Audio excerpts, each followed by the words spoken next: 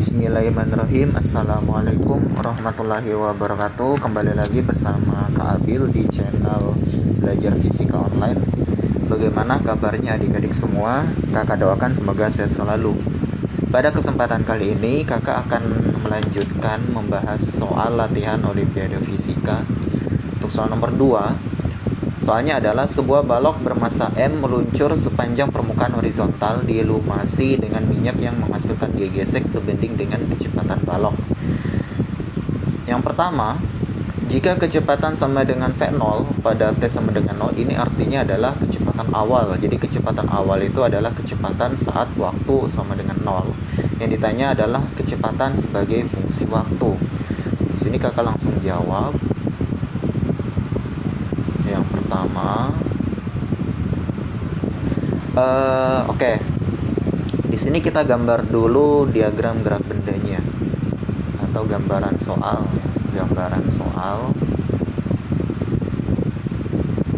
Nah, gambaran soalnya seperti ini. Jadi kalau misalnya kita punya bendanya bergerak ke kanan, kita anggap bendanya bergerak ke kanan dengan percepatan A.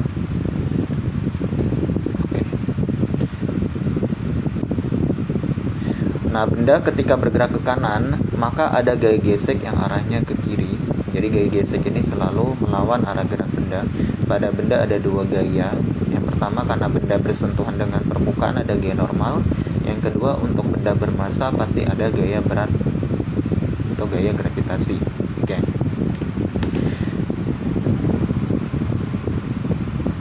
Yang selanjutnya, itu kita tinjau persamaan gerak benda. Tinjau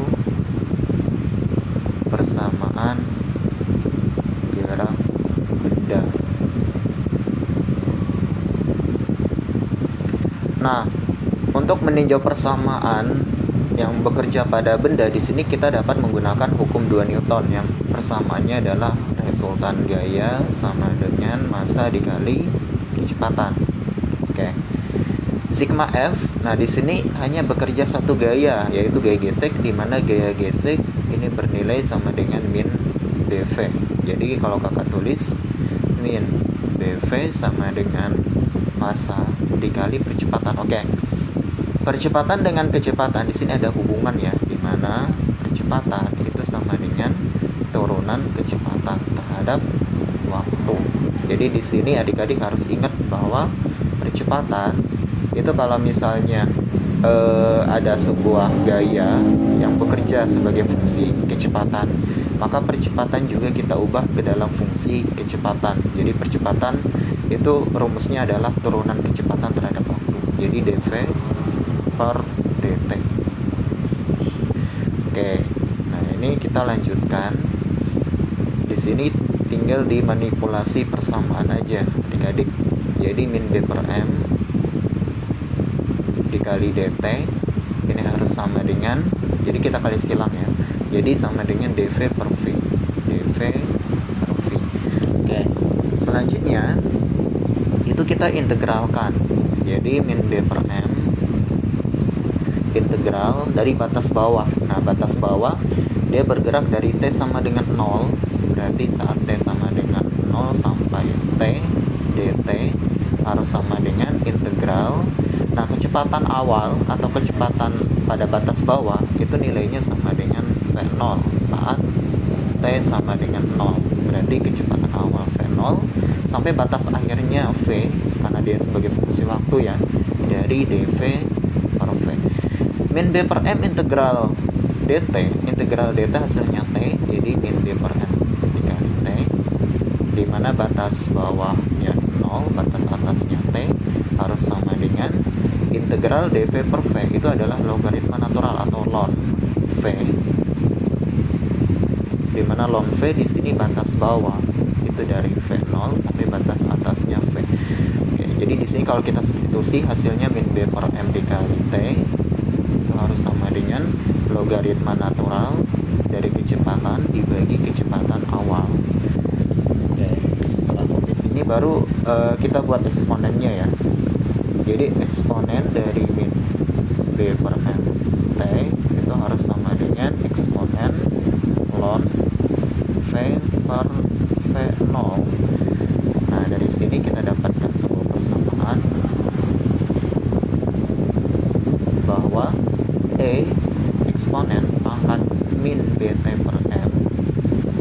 hasilnya adalah, nah, eksponen dari logaritma naturalnya keluaran, bisa jadi tinggal V per V0. Jadi kecepatan sebagai fungsi waktu itu adalah kecepatan awal dikali eksponen min dt bagi m. Jadi inilah jawabannya. Nah, di sini kakak kotakin dulu kecepatan sebagai fungsi waktu. Adik-adik juga bisa dicoba ya, di rumah bisa dicoba dikerjakan, nanti bisa dikoreksi di channel YouTube kakak. Oke, selanjutnya kakak lanjut ke pilihan yang B di sebelahnya.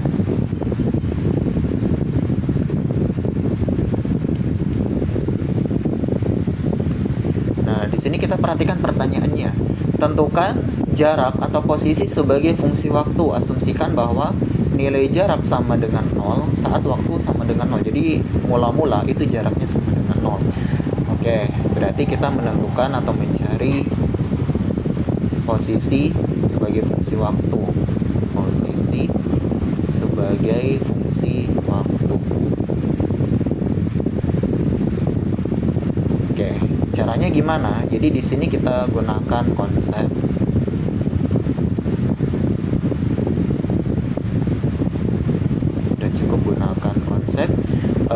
jarak, apa hubungannya dengan kecepatan. Oke, jadi kecepatan itu adalah turunan jarak atau turunan posisi terhadap waktu. Jadi kalau kakak kali silang, dx sama dengan v dt.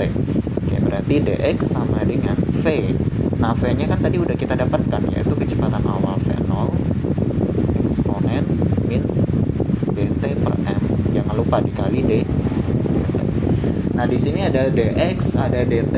Kita bisa cari menggunakan integral. Jadi integral batas bawahnya itu dari x sama dengan 0 sampai x dx, karena di sini tadi kita bisa lihat ya, batas bawahnya itu nilai x sama dengan 0 harus sama dengan kecepatan awal integral dari t sama dengan 0 sampai t eksponen min dt per m dt. Nah, ini tinggal kita integralkan aja adik-adik.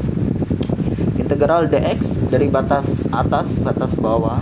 Jadi di sini hasilnya adalah x, di mana batas bawahnya 0, batas atasnya x. Hasilnya adalah kecepatan awal. Integral eksponen pangkat min bt per m. Nah, di sini hasilnya itu adalah eksponen pangkat min bt per m. Kalau integralkan terhadap dt, ini kita balik jadi min m per b. Nah, dikali dengan persamaannya ya, eksponen min bt per m. Baru nanti kita masukin batasnya, itu adalah dari t sama dengan 0 sampai t. Ini juga dari x sama dengan 0 ya.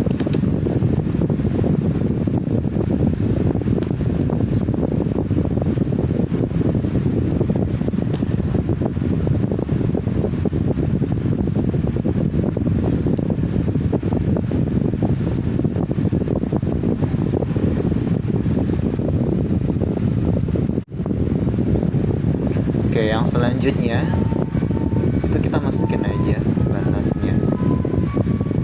Berarti jarak sebagai fungsi waktu dikurang batas bawahnya ya, 0.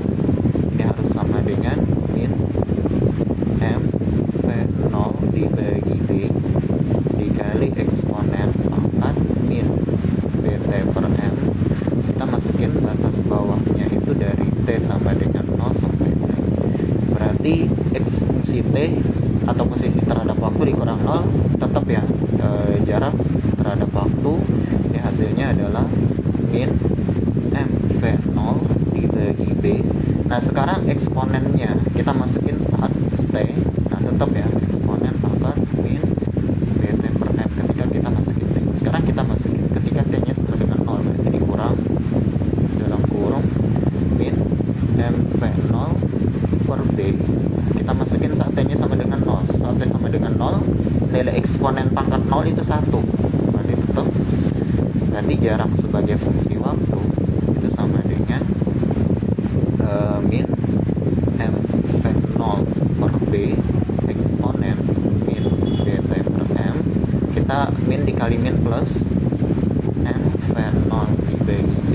Nah, sehingga ini bisa kita sederhanakan menjadi jarak sebagai fungsi waktu itu sama dengan min M V0 per B dalam kurung eksponen min dt per M dikurang 1. Nah, ini adalah posisi sebagai fungsi waktu. Nah, ini adalah jawabannya. Oke. Jawabannya kakak kotakin merah ya, supaya mempermudah. Nanti adik-adik bisa latihan di rumah dalam mengerjakan soal seperti ini. Intinya kalkulasinya, hitung-hitungannya harus udah bisa ya, terutama dalam kalkulus integral dan turunan. Konsepnya sederhana, konsep turunan dari kecepatan, jarak, dan percepatan. Karena ini soalnya masih sederhana. Oke, sekarang yang bagian selanjutnya itu adalah yang C, tentukan jarak maksimum balok dapat bergerak. Yang C, menentukan jarak maksimum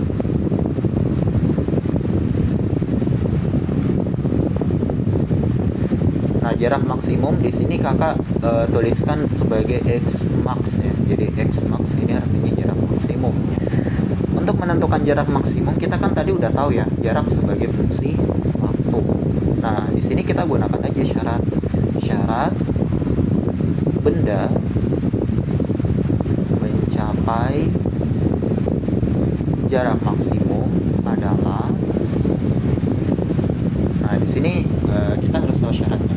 Suatu benda bisa mencapai jarak maksimum, ketinggian maksimum, itu syaratnya adalah dia harus berhenti setelah menempuh jarak maksimum tersebut. Ketika dia berhenti, maka nilai kecepatan itu harus sama dengan 0. Jadi kecepatan harus sama dengan, ini syaratnya.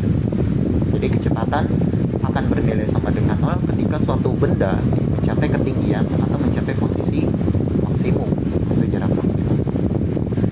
Ini syaratnya. Nah, sekarang ketika kecepatannya sama dengan 0, itu dicapai saat persamaan ini. Persamaan yang sebelumnya ya, kecepatan sebagai fungsi waktu ini, kakak tulis lagi.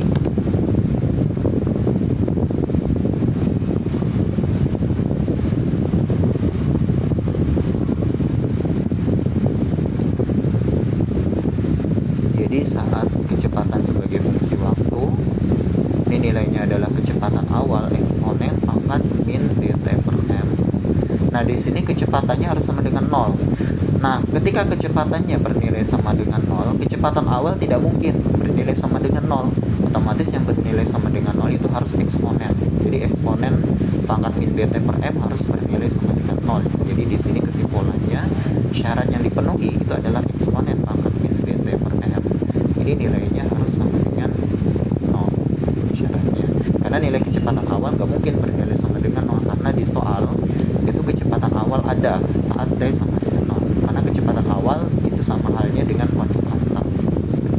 Nah, sehingga di sini kita bisa substitusi ke jarak sebagai fungsi waktu. Jadi kan tadi jarak sebagai fungsi waktu itu sama dengan, kita lihat persamaannya ya, yang sebelumnya min m v0 per b dikali eksponen pangkat min dt per m dikurang 1. Nah, ketika pangkat min dt per m bernilai sama dengan 0, ini syaratnya kita substitusi aja. Jadi nilai ini harus sama dengan 0, sehingga jarak sebagai fungsi waktu atau jarak maksimum yang diperoleh itu nilainya sama dengan 0. Kalau 0 berarti min dikali min 1. Jadi hasilnya adalah m v0 dibagi b. Nah, ini adalah jarak maksimum yang dicapai oleh balok tersebut.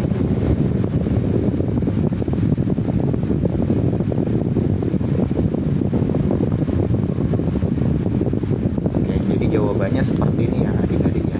Jadi yang pertama, kecepatan sebagai fungsi waktu itu adalah kecepatan awal eksponen pangkat min dt per m. Yang kedua, jarak sebagai fungsi waktu itu adalah min m v0 per b dikali eksponen pangkat min dt per m dikurang 1. Dan yang ketiga, jarak maksimum balok dapat bergerak itu adalah m v0 per b. Kira-kira sekian dulu dari kakak. Nantikan video pembahasan latihan soal Olimpiade Fisika berikutnya. Semoga ilmu yang kakak sampaikan bermanfaat. Kakak akhiri, wabillahi taufiq wal hidayah. Wassalamualaikum warahmatullahi wabarakatuh.